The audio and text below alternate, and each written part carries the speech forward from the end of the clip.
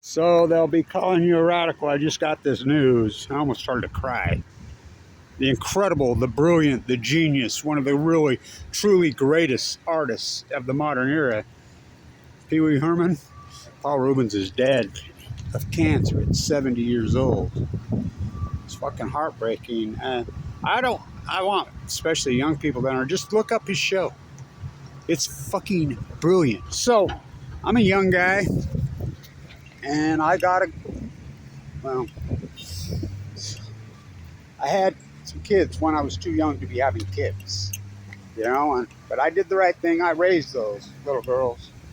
So, I'm 21 years old, and way too young to be having children, and I knew that.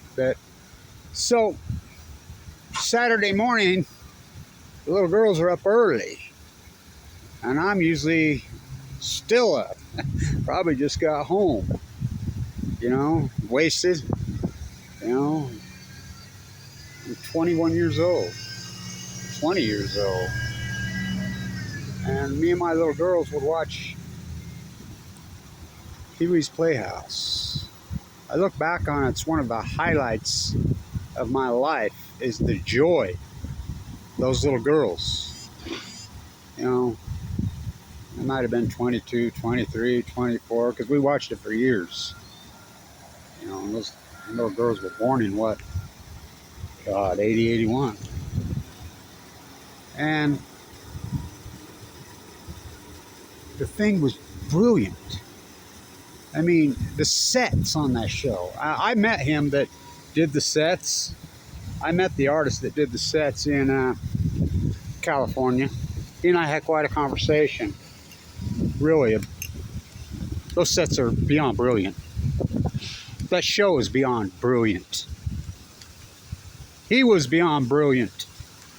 I remember the little girls, I had them when his movie came out. The little girls had calling the moms, Mad Marge. Uh-oh, here comes Mad Marge. Her dad's in trouble again. So, I really, 70 years old, in top-notch physical condition. I see one of the young 60 Minutes producers has passed away. I see Randy Meisner also passed away. The only good eagle. Oh, you can't say that. So, young people look up his work. They're online. They're brilliant. He was brilliant. Where's Cherry? I was sitting in Cherry the other day. Remember I had Cherry out over here? Cherry, come on, Cherry. God, my little girls used to just roll on the ground laughing, crying laughing. There's Cherry, right where I put him. See him over there? See him clear across? There's Cherry. We'll have to walk over there and say hi to Cherry. The show was incredible.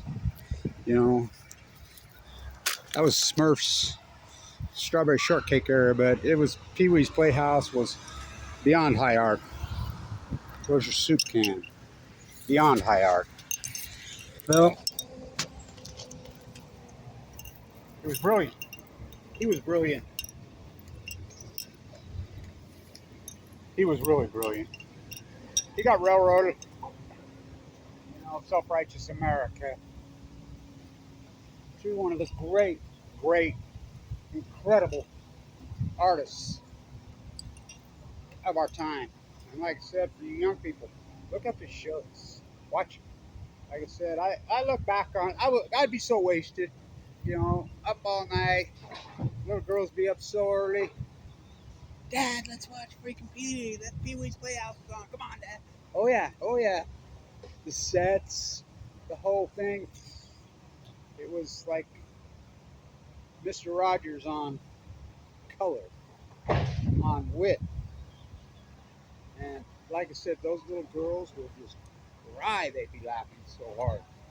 I loved it. His gig, his act was so brilliant. It was unbelievable. The way he could go, his improv, his mind. Like I said, those sets. That guy takes old paintings he finds in thrift stores and paints over them. In fact, that one that I held up in that San Onofre hearing back in 2013, I was telling you about that. That's what I did. I went to the thrift store in Huntington Beach and got that. The sets, just the high art there alone. But I really, end of an era, right?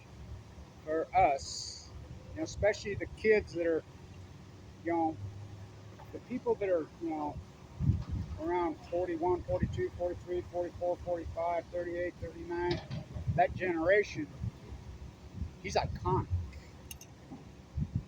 Beyond iconic. Talk about mold a generation's minds beautifully. One of the really great children's shows in the history. I mean, he's up there with Fred Rogers. I always got to tell the story about Fred Rogers. I got to meet Fred Rogers. He was on NPR way back. Diane Reeves tells this story so beautifully. She says, Fred Rogers was to come on my show. He showed up late. And he says, well, I'm sorry I'm late. I'm really sorry. And she's like, well, that's okay. It's all right. He says, Mr. Rogers had a stomach ache this morning. He had a tummy ache.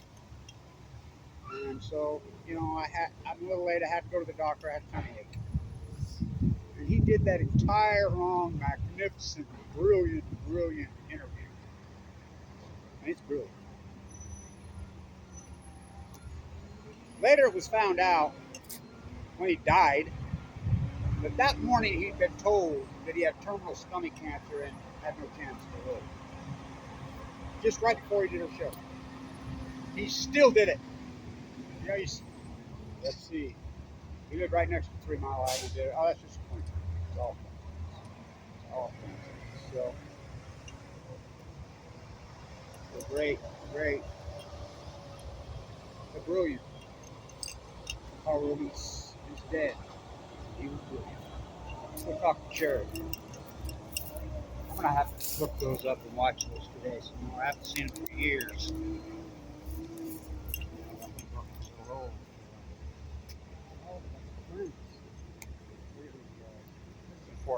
I'm glad they came to visit.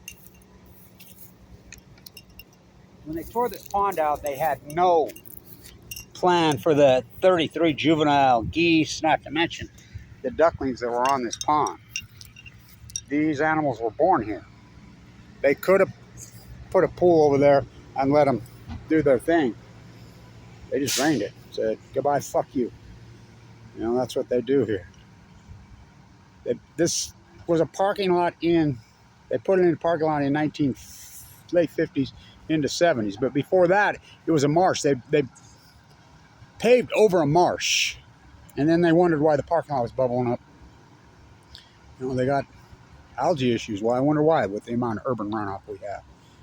These animals have been landing on this pond for many thousand years. I zoomed in on one a while back, and they had a tag, and I zoomed on the tag was Russian.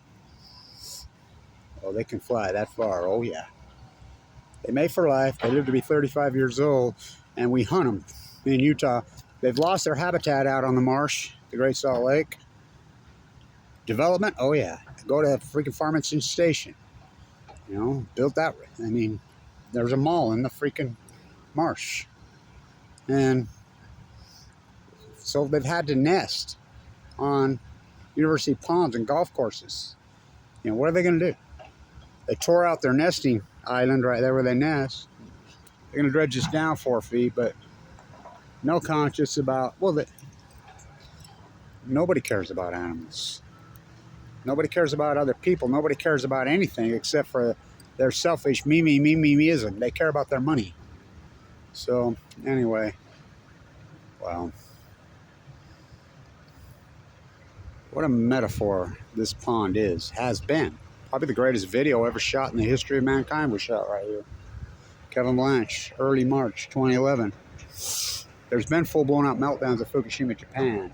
And when years later, they'll come to you, just remember this, when they start the lies in the circles, just remember this, when they told you that Saddam Hussein had weapons of mass destruction. When they told you that Pat Tillman fought off 9 million kabillion Al-Qaeda. When they told you that George W. Bush won the two, just remember all that. Just look back 12 years later and remember Kevin Blanch standing right here saying the Fukushima meltdowns, they're going to lie, they're going to lie. 10, 12 years later, you'll look back and just remember their lies. Probably the most historic, iconic video ever shot in the history of the world. So, let's go talk to CHAIRRY. Pee-wee is dead. Cancer, 70 years old. Staying tuned.